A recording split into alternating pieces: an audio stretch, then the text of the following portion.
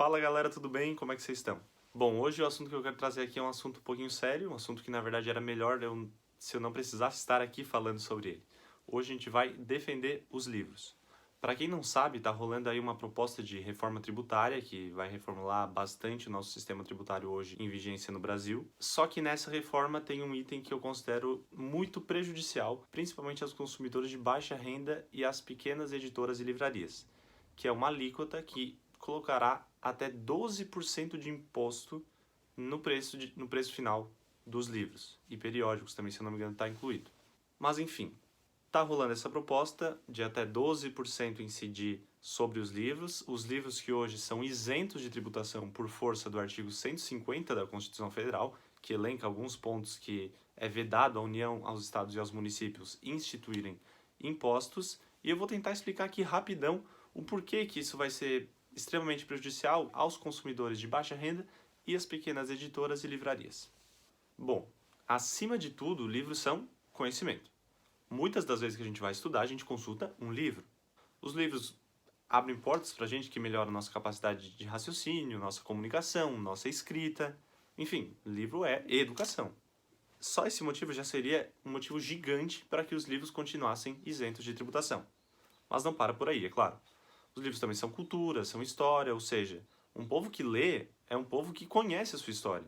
E dificultar o acesso aos livros seria privar o povo de acesso a conhecimento e cultura, dois grandes responsáveis por moldar a cidadania do indivíduo. Quando a gente pensa em livro hoje no Brasil, já não é um dos artigos mais baratos de se encontrar aí no mercado, né? Hoje, facilmente, um livro de ficção é vendido por acima de R$ 50 no seu lançamento. Fora os acadêmicos, né, que facilmente passam de R$ 100. Se já é caro hoje, imagina com tributação em cima deles. E a quem isso impacta? Na resposta, por óbvio, já deve estar na cabeça de vocês também, é as classes mais baixas. Eu reconheço, e já falei algumas vezes, que eu sou um privilegiado e que, muito provavelmente, mesmo com incidência de impostos, eu vou poder continuar comprando livros. Mas é por acreditar que todos devem ter a oportunidade de ler que eu estou aqui fazendo essa defesa do livro e contra essa tributação. O ministro Paulo Guedes, o ministro da Fazenda, disse que, trocando em miúdos, tá? Livro seria coisa de elite e que, portanto, pode taxar o livro e, quem sabe, então, vamos doar livro para os pobres. Bom, o ministro Paulo Guedes só se esqueceu de se atentar que a classe média, que é hoje a maior parte da população do Brasil, consome livros também. Só que talvez, com esse aumento, a classe média vá consumir menos livros. Porque, claro, que o orçamento da classe média já não é tão elástico a ponto de ficar suportando aumentos em determinados setores. E consumindo menos, os preços de capa dos livros vão aumentar, porque vai haver menos demanda. Lei clássica da economia, da oferta e da procura. E havendo menos demanda, vai haver mais demissões e falências de um mercado que já está bem sofrido, ou seja, uma bola de neve. Isso porque o mercado editorial do Brasil já está em decréscimo, já está com uma perda de vendas nos últimos 2 anos, 2018 e 2019, com várias livrarias e editoras sofrendo muito no país, como é o caso da livraria Saraiva, uma das mais famosas do Brasil, e já fechou lojas por todo o país e inclusive está em recuperação judicial. Esse ponto eu não consegui entender, isso é um balde de água fria para os liberais defensores do ministro, ou seja, a proposta de campanha era menos intervenção na economia para que o mercado se desenvolvesse livremente. Aí, na contramão, vai incidir impostos sobre os livros, prejudicando todo um setor que já está bem prejudicado na indústria nacional, provavelmente induzindo a falências, demissões. Não entendi. Alguém que estuda a escola de Chicago aí, me diz em que lição isso tá, porque... em que aula isso tá, porque tá difícil de entender. Tá, Marcos, mas doar livros para os pobres não é uma boa ideia? É uma boa ideia. Só que o problema reside em pessoas de até que renda serão beneficiadas. Quantos livros por ano serão doados? E o principal, quais livros serão doados? Pesquisas mostram que o brasileiro lê em média 2 livros por ano.